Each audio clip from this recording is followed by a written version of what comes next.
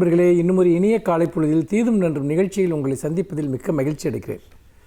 சமீபத்தில் ஒரு நிகழ்ச்சியில் நான் மாணவர்களிடம் பேசிக்கொண்டிருந்த போது, உங்கள் அன்றாட வாழ்க்கையில் நீங்கள் எதை பற்றி விவாதிக்கிறீர்கள் என்ற ஒரு கேள்வியை கேட்டேன். கேட்டபோது பலரும் பலவிதமாக யோசித்தார்கள். சிலர் எதை பற்றியுமே விவாதிப்பதில்லையோ என்கிற அளவிற்கு மௌனமாக இருந்தார்கள்.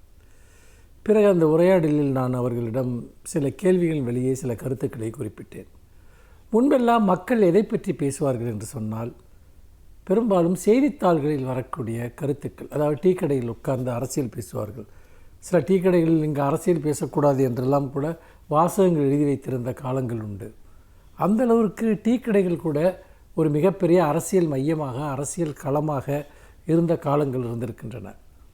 இன்றைக்கு நாம் பார்க்கிறோம், அதே போல் ஒரு பொதுக்கூட்டம் நடக்கிறது, ஒரு அரசியல் கூட்டம் நடக்கிறது என்றால் மக்கள் விடிய விடிய அந்த பேச்சை கேட்ட காலங்கள் எல்லாம் இருந்திருக்கின்றன. ஆனால் இப்பொழுது ஒரு பொதுக்கூட்டம் நடக்கிறது என்று சொன்னால் பெரும்பாலும் அதை நின்று கவனிக்கக்கூடிய மக்கள் வெகு குறைவாக மாறிவிட்டார்கள். ஆனால் அரசியல்தான் அவர்கள் வாழ்க்கையை தீர்மானிக்கிறது. அரசியல்தான் அவர்களுடைய பிரச்சனைகளுக்கான பல்வேறு விதமான தீர்வுகளை பற்றி பேசுகிறது, மாற்றங்களை பற்றி பேசுகிறது. ஆனால் அப்படி இருந்தால் மக்கள் எதை பற்றி பேசுகிறார்கள், எங்கே பேசுகிறார்கள்? எதை பற்றியுமே அவர்கள் பேசுவதில்லையா என்றால் நிச்சயமாக பேசுகிறார்கள்.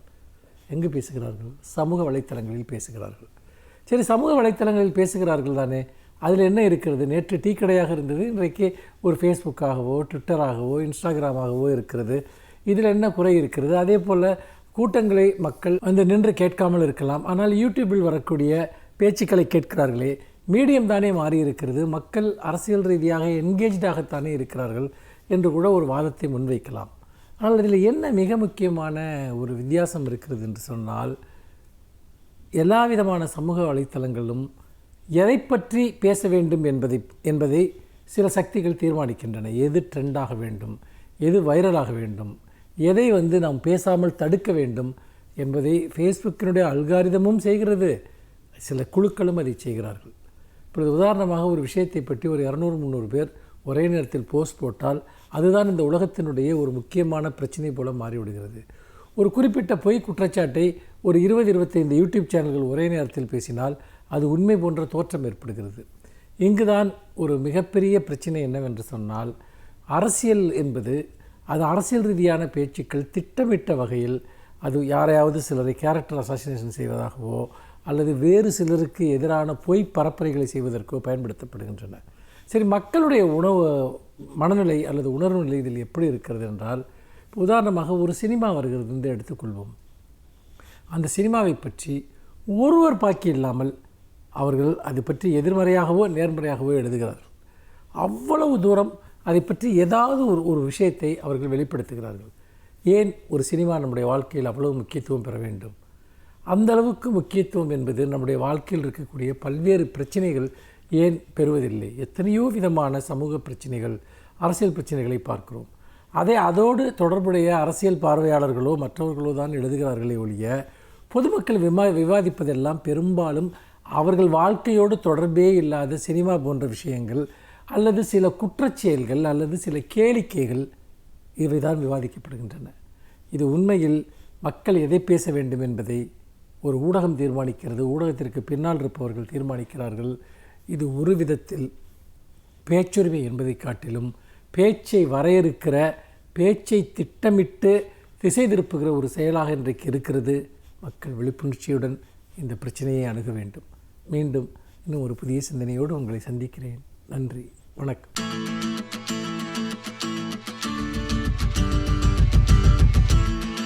அனைவருக்கும் என் அன்பு வணக்கம். கடந்த டிசம்பர் மாதம் 20ஆம் நாள் திருநெல்வேலியில் மாண்புமிகு தமிழ்நாடு முதலமைச்சர் அவர்கள் திறந்து வைத்திருக்கிற பொருணை அருங்காட்சியகம் தமிழர்களின் பழம் பெருமையை உலகுக்கு பறைசாற்றி கொண்டிருக்கிறது. அது என்ன பொருணை அருங்காட்சியகம்? அங்கேதான் பல ஆயிரம் ஆண்டுகளுக்கு முன்னால் வாழ்ந்த தமிழர்களினுடைய அகச்சான்றுகள் கண்காட்சியாக வைக்கப்பட்டிருக்கின்றன. 12 ஏக்கர் நிலப்பரப்பு, 52,000 சதுர அடிகள்.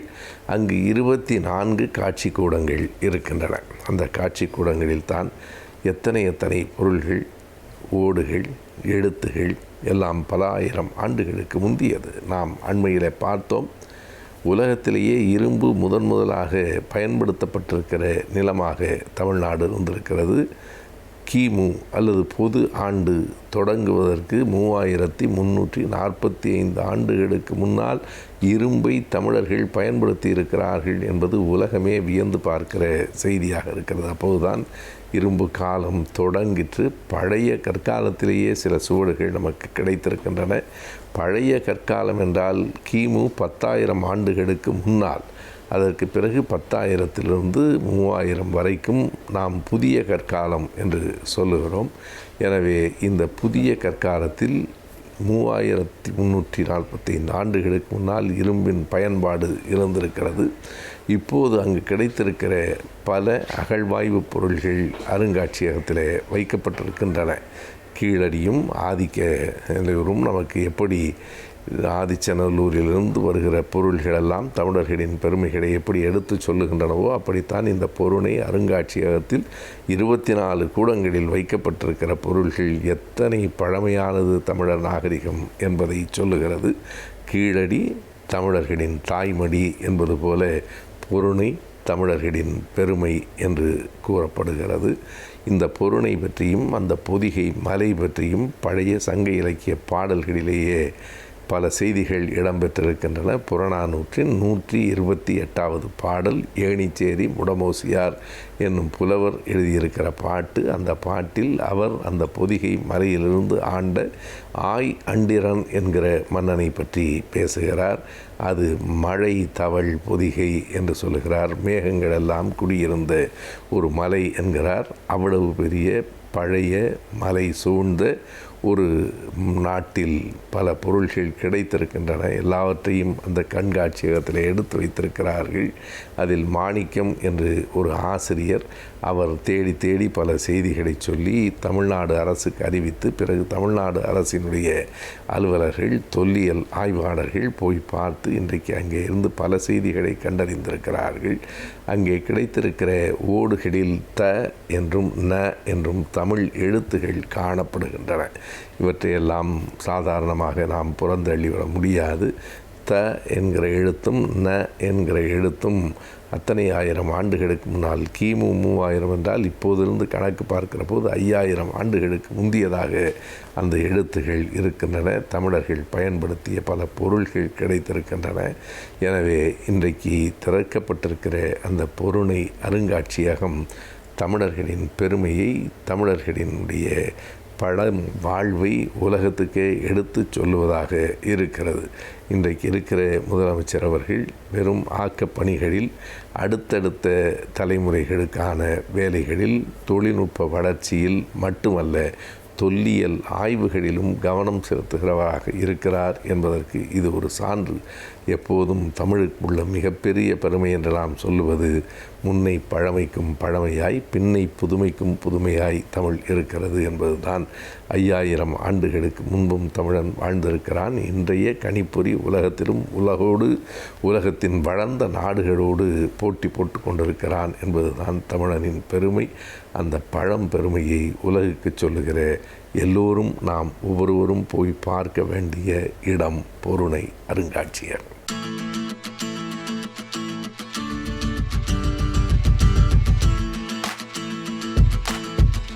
இன்றைய காலகட்டத்திலே எல்லோருக்கும் உள்ள மன அழுத்தத்தையும் மனச்சோர்வையும் போக்குவது எப்படி?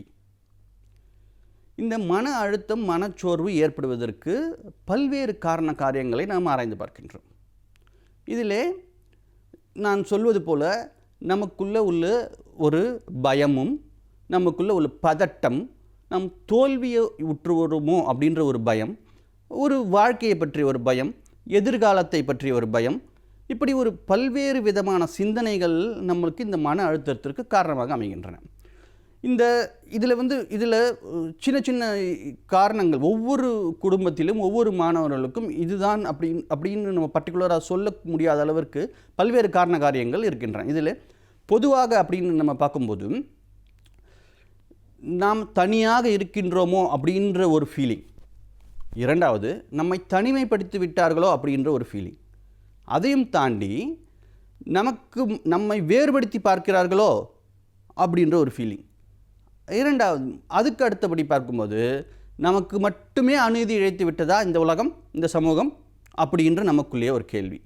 இப்படிப்பட்ட கேள்விகள். இரண்டாவது, சின்ன சின்ன குடும்ப வன்முறைகள், குடும்பத்திலே ஒவ்வொருத்துக்கு ஒருத்தர் புரிதல் இல்லாத ஒரு காரணங்கள், இந்த ஒரு சிச்சுவேஷனை எப்படி நாம் கையாள வேண்டும் என்பதை பற்றிய போதிய அறிவு இல்லாத காரணம். அறிவுன்னு சொல்ல முடியாது, அறியாமைன்னு சொல்லலாம். அறியாமை. இது இப்படி பல்வேறு காரணங்கள் இருக்கின்றன. இது பொதுவாக. ரெண்டாவது, குடும்பத்தில் உள்ள முக்கியமான உறுப்பினர்களுக்கு முன்னாடி இருந்த வருமானம் இப்பொழுது இருக்காது. அது ரெண்டாவது, அந்த ஒரு வீட்டிற்கு தேவையான சகல வசதிகளையும் அவனால் முன்னாடி இருந்தது போல் அவனால் அனுபவிக்க முடியாது. இரண்டாவது, குழந்தைகளுக்கு ஏன் இப்படிப்பட்ட ஒரு மன அழுத்தம் ஏற்படுகின்றது? குழந்தைகள் இந்த டிஜிட்டல் லேர்னிங், ஆன்லைன் லேர்னிங் இப்படி சொல்கிறோமே, இதையெல்லாம் நாம் எப்பொழுது கற்றுக் கொடுத்திருக்கிறோம் குழந்தைகளுக்கு? இல்லவே இல்லை. இப்பொழுது தான் புதிய சூழல். இந்த சூழலே குழந்தைகளுக்கு ஒரு மிகப்பெரிய ஒரு புதிய சூழல். இந்த சூழலிலே குழந்தைகள் தங்களை பாதுகாத்து கொள்வது எப்படி? இந்த சைபர் கிரைம், சைபர் புல்லிங் இப்படி சொல்கிறார்கள், இதிலிருந்து எப்படி பாதுகாக்கிறது? ரெண்டாவது, இந்த சூழலிலே நம்ம உட்கார்ந்து நம்மளால் எவ்வளவு நேரம் அந்த ஆன்லைனிலே கிளாஸை கவனிக்க முடியும் அப்படின்ற ஒரு பயம் குழந்தைகளுக்கு. ரெண்டாவது, குழந்தைகளுக்கு இந்த ஆன்லைனில் தான் நம்ம அசஸ்மெண்ட் பண்ணுறோம், எவாலுவேஷன் பண்ணுறோம், இதெல்லாம் ஒரு குழந்தைகளுக்கு ஒரு பயம். அந்த ஆன்லைனில் டீச்சிங் பண்ணுறவங்க என்ன சொல்லுவாங்களோ, எல்லா குழந்தைகளும் கேட்குறாங்களே, நம்மளை பற்றி என்ன சொல்லுவாங்களோ, நம்ம என்ன பேச முடியலையே. அது ஒரு சில குழந்தைகள் பார்த்திங்கன்னா, நீங்கள் முன்னாடி ஒரு க்ரௌடில், ஒரு கூட்டத்திலே முன்னின்று வரமாட்டார்கள். ஒரு அச்சம் தான் காரணம் அதற்கு. ஸோ இதையெல்லாம் போக்க வேண்டும். இதற்கெல்லாம் லீடர்ஷிப் ஸ்கில்ஸ் நம்ம எப்படி இம்ப்ரூவ் பண்ணுறது அப்படின்ற விஷயம் இருக்குது. இந்த மாதிரி பல்வேறு காரணங்கள் இருக்கின்றன. கல்லூரி மாணவர்களுக்கு எடுத்துக்கொண்டே வேணால், எக்ஸாம்ஸ் இருக்குன்னு சொல்கிறார்கள், ஆனால் இல்லை. எக்ஸாம்ஸ் வரும்னு சொல்கிறார்கள், ஆனால் வரல. அடுத்து உயர்கல்வி படிப்பது எப்படி? இந்த உயர்கல்வி நம்ம எப்படி அணுகுவது? இதில் காலேஜ் எப்போ திறப்பாங்க? நம்ம காலேஜ் லைஃப்பை எப்படி என்ஜாய் பண்ணுவது? அது கேரியர்ஸ், அதாவது அடுத்த கட்டத்திற்கு எப்படி செல்வது? இப்படி பல்வேறு காரணங்கள் கல்லூரி மாணவர்களுக்கு இருக்கின்றன.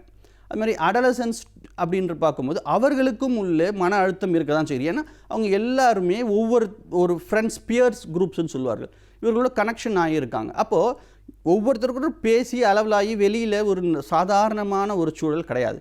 அவங்களுக்கு என்ன ஆகுது? ஒரு விளையாட்டினுடைய நேரம் கட் ஆகிடுது.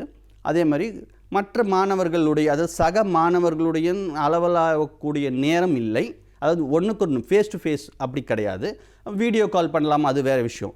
இப்படி எல்லாமே ஒரு சாதாரணமாக இருக்கின்ற நிலைமை தலைகீழாக மாறும்போது அந்த அச்சுறுத்தல் இருக்கத்தானே செய்யும்.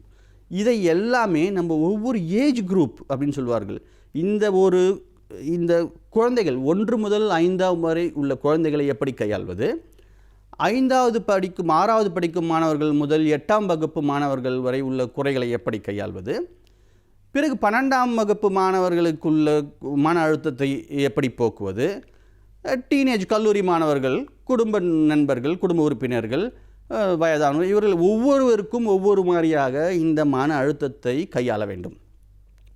பொதுவாக இந்த ஒரு பதிவிலே நம்ம குழந்தைகளினுடைய மன அழுத்தத்தை, படிக்கிற மாணவர்களுடைய மன அழுத்தத்தை போக்குவது மட்டும் எப்படி அப்படின்றத மட்டும் நம்ம பார்ப்போம். இப்போது எல்லாருமே ஸ்கூல் கேம்பஸ், ஹாஸ்டல் கேம்பஸ் இப்படிலாம் கேள்விப்பட்டிருக்கோம். ஆனால் ஹோம் கேம்பஸ், இதுதான் புதிய வார்த்தை. ஹோம் கேம்பஸ் அப்படின்ற வார்த்தை புதிது. அதாவது வீட்டுச் சூழலிலே கல்வியை கற்க வேண்டும். வீட்டுச் சூழலிலே நீங்கள் கல்வியை கற்க வேண்டும். இந்த வீட்டுச் சூழலிலே நீங்கள் கல்வியை கற்க வேண்டுமென்றால் அதற்குள்ள வழிமுறைகள் என்ன? அந்த கல்வியை மன அழுத்தம் இல்லாமல் எப்படி ஒரு என்ஜாய்மெண்ட்டோட, ஒரு ஹாப்பி லேர்னிங்னு சொல்வார்களே, அந்த மாதிரி ஒரு ஹாப்பியாக எப்படி அந்த கற்றுக்கொள்ளலை நாம் உள்வாங்குவது, இதன் மூலம் நம்மளுடைய படைப்பாற்றலை எப்படி மேம்படுத்துவது, இப்படி குழந்தைகளுக்கு நாம் பயிற்சிகள் கொடுக்க வேண்டும். அது ப்ராக்டிஸ் மேக்ஸ் அ மேன். பயிற்சியும் முயற்சியும் இருந்தால் வாழ்க்கையில் என்ன வேணால் நம்மளால் சாதிக்க முடியும். மாணவர்களே, கண்டிப்பாக வாழ்க்கையில் நீங்கள் என்ன வேணால் சாதிக்க முடியும். அந்த நம்பிக்கையை வளர்த்து கொள்வது எப்படி? சுய ஊக்கம் சொல்வார்களே, செல்ஃப் மோட்டிவேஷன், அதுதான் இந்த காலகட்டத்திலே மிக மிக முக்கியம். உங்களை பற்றி நீங்கள் என்றைக்குமே குறைவாக எடை போடாதீர்கள். உங்களுக்குள்ள ஒரு திறமை கண்டிப்பாக இருக்கின்றது. அந்த திறமையை எப்படி நீங்கள் வெளிக்கொணர்வது?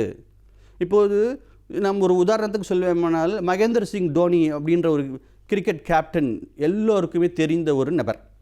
அவர் சிறிய வயதிலேயே அவர் விளையாட்டின் ஆர்வம் இருந்தது உண்மை. ஆனால் ஃபுட்பாலில் தானே அவருக்கு ஆர்வம் இருந்தது. திடீர்னு கிரிக்கெட்டிலே எப்படி அவர் இன்வால்வ் பண்ணி கொண்டார், அதில் அவருடைய திறமையை எப்படி வளர்த்து கொண்டார், அவருடைய காலகட்டத்திலே அவருடைய சந்தித்த இன்னல்கள் என்னென்ன, அவர் எப்படி வாழ்க்கையில் வெற்றி பெற்றார், அவர் கேப்டன் கூல் அப்படின்னு சொல்லக்கூடிய அளவிற்கு அவர் எப்படி தன்னுடைய நிர்வாக மேலாண்மையும் ஒரு ஆளுமை திறனையும் எப்படி வளர்த்து கொண்டார், இதையெல்லாம் நாம் கண்டிப்பாக பார்க்க வேண்டும். மாணவர்களுடைய மத்தியிலே முக்கியமாக பழக்க வழக்கங்களை நாம் ஒரு லிஸ்ட் போட்டு நம் ஆசிரியர்களும் பெற்றோர்களும் மாணவர்களுக்கு சொல்ல வேண்டும். அது ரொட்டீன்ஸ்ன்னு சொல்வார்களே, ரொட்டீன்ஸ். அந்த ரொட்டீன்ஸும் அந்த ஹேபிட்ஸ், இது ரெண்டுமே தான் மாணவர்களை திறன்பட வாழ்க்கையினுடைய தரத்தை மேம்படுத்துவதற்கு உதவும். யோகா, மெடிடேஷன், பிராணாயம், இந்த மாதிரி ஒரு குறிப்பிட்ட ரொட்டீனான ஒரு வாழ்க்கை முறையை நாம் இந்த காலகட்டத்திலே மட்டுமல்லாமல் என்றைக்குமே பின்பற்றுமானால் நம்முடைய மனச்சோர்வு கண்டிப்பாக நீங்கும். இதை தவிர, அதாவது செயல்முறை மூலம் கல்வி, ஒரு மாடல் பேஸ்டு கல்வி, ரெண்டாவது ஒரு மியூசிக் மூலமாக நம்ம என்ன லேர்ன் பண்ணுறோம், ஒரு டான்ஸ் மூலமாக என்ன லேர்ன் பண்ணுறோம், இப்படி பல்வேறு விதமான நீங்கள் கற்றலையும் கற்பித்தலையும் கற்றுக்கொள்ள வேண்டும். ஒரே மாதிரி ட்ரெடிஷ்னல் லேர்னிங்க்கு நீங்கள் போகவே கூடாது. நம்மளுக்கு என்ஜாய்ஃபுல்லாக மூலமாக எதை நம்ம கற்றுக்குறோம், ஒரு மாடல் மேக் பண்ணி கற்றுக்குறோமா இல்லையா, நம்ம குக்கிங் மூலமாக அதில் உள்ள இன்ஃபர்மேஷன் என்னென்னு தெரிஞ்சுக்கிறோம், ஒரு கேமிங் விளையாடுறதுல கூட அதில் நம்மளுடைய லீடர்ஷிப் ஸ்கில்லை நம்மளால் ப்ரூஃப் பண்ண முடியும். இப்படி பல்வேறு விதமான வழிமுறைகளை நமது முன்னோர்கள் வகுத்து உள்ளார்கள். அதாவது இந்த மாதிரி சிச்சுவேஷன்ஸ்க்கு மட்டும் இல்லாமல் என்றைக்குமே இது நம்மளுக்கு மிகவும் பயனுள்ளதாக அமையும். நன்றி, வணக்கம்.